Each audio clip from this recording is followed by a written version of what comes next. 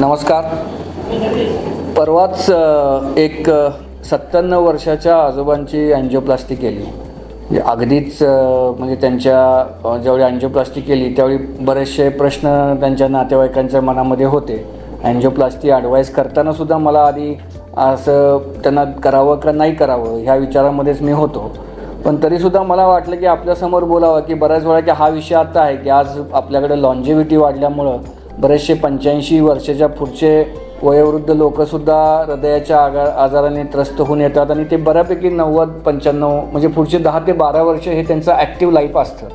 त्यामुळं त्या बऱ्याचशा त्या प्रकारच्या क्लासमध्ये की ज्यांचं ॲक्टिव्ह लाईफ आहे 85 वर्षानंतरसुद्धा, तर अशा प्रकारच्या लोकांमध्ये अँजिओप्लास्टी किंवा बायपास सर्जरी किंवा हृदयरोग झाला तर उपचार कसा करावा का नाही करावा याबद्दल बरेच प्रश्न आपल्या सगळ्यांच्या मनामध्ये असतात.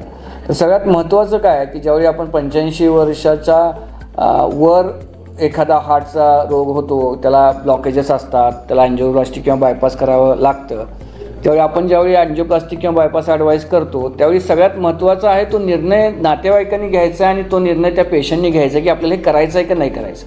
कारण ज्यावेळी आपण अँजिओप्लास्टी किंवा बायपास करतो तर याचा उद्देश हा लॉन्जेव्हिटी नसती, तर याचा उद्देश तुमचं जे राहिलेलं आयुष्य आहे, आपल्या नातेवाईकांचं, आपल्या पेशंटचं जे राहिलेलं आयुष्य आहे हे सुखकर व्हावं, त्याच्यामध्ये त्याला छातीत दुखू नये, त्याच्या ॲक्टिव्हिटीजला लिमिटेशन्स येऊ नये या विचाराने केलेलं ते असतं. ज्यावेळी आपण ते यंग माणसांच्यात करतो 40-45 वेळी, त्यावेळी त्याच्या लॉन्जेव्हिटी हा एक मोठा प्रश्न असतो म्हणून आपण ते करतो. पण 85च्या पुढं ती व्यक्ती किती ॲक्टिव्ह आहे सामाजिक जीवनामध्ये, त्याच्या कौटुंबिक जीवनामध्ये, त्याच्या सोशल लाईफमध्ये किती ॲक्टिव्ह आहे याचा विचार करून या अँजिओप्लास्टी किंवा बायपास सर्जरीचा आपण विचार करावा. आणि ती पूर्णतः मला वाटतं की याची जबाबदारी किंवा याचा जो निर्णय आहे तो नातेवाईकांनी आणि पेशंटनी स्वतः घ्यावा. कारण कुठल्याही पेशंटला हार्ट अटॅक किंवा ब्लॉकेजेस असतील तर त्यांना अँजिओप्लास्टी किंवा बायपास हे करावंच लागतात. पण 85 वर्षाच्या वरचा निर्णय हा मुद्दा आपण लक्षात घ्यावा की आपली ॲक्टिव्हिटी किती आहे, आपल्या क्वालिटी ऑफ लाईफ किती आहे हा मुद्दा आपण सगळ्यात पहिल्यांदा विचारात घ्यावा. आता हे अँजिओप्लास्टी करताना सगळ्यात महत्त्वाचा प्रॉब्लेम काय असतो की या 85 वर्षानंतर आपल्या रक्तवाहिन्या कॅल्सिफाईड झालेल्या असतात.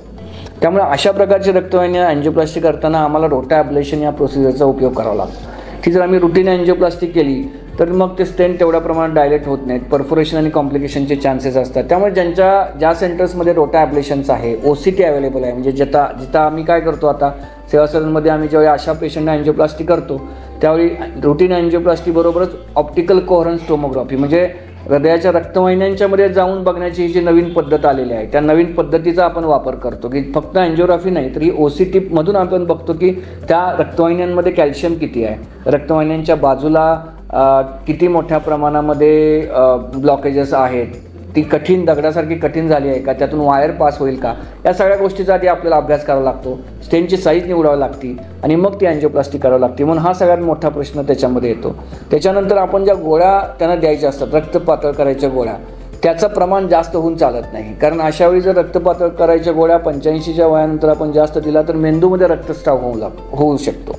तर आपल्याला त्या गोष्टींचा विचार करावा लागतो. बऱ्याच वेळा 85 वर्षाच्या पुढे किडनीवर दोष आलेला असतो, किडनीमध्ये मायनर प्रमाणामध्ये इजा झालेली असती. तर अशा पेशंटना आपण ज्यावेळी डाय देतो त्यावेळी त्या किडनीवर परिणाम होऊन किडनी फेल्युअर होऊन डायलिसिस होण्याची शक्यता असते. तर किडनीची योग्य टेस्टिंग आपल्याला या अँजिओप्लास्टीच्या आधी करावं लागते. बायपाससुद्धा आजकाल 85 वर्षाच्या वरच्या लोकांमध्ये होतात. जरी ती बायपासची रिस्क ही जास्त असेल कारण शेवटी बायपासला आपल्याला ओपन हार्ट करावं लागतं, पण तरीसुद्धा होत नाहीत असं नाही. परदेशामध्ये जिथं मी जर्मनी आणि फ्रान्सला मागच्या वर्षी होतो, महिना 2 महिना तिथं होतो, त्यावेळी मी बघितलं की सगळे जवळजवळ 70% पेशंट हे 85 वर्षाच्या वर आहेत. कारण त्यांची लॉन्जेव्हिटी ही भरपूर असते आणि त्यांची ॲक्टिव्हिटी ही भरपूर असते आणि त्यांच्याकडे बायपास आणि अँजिओप्लास्टी ही कॉमनली 75च्या नंतरच केली जाते ह्या सगळ्या पेशंटनंतर आणि ते ॲक्टिव्हली पुढचे 10-15 वर्ष जे आहेत आयुष्याचे राहतात.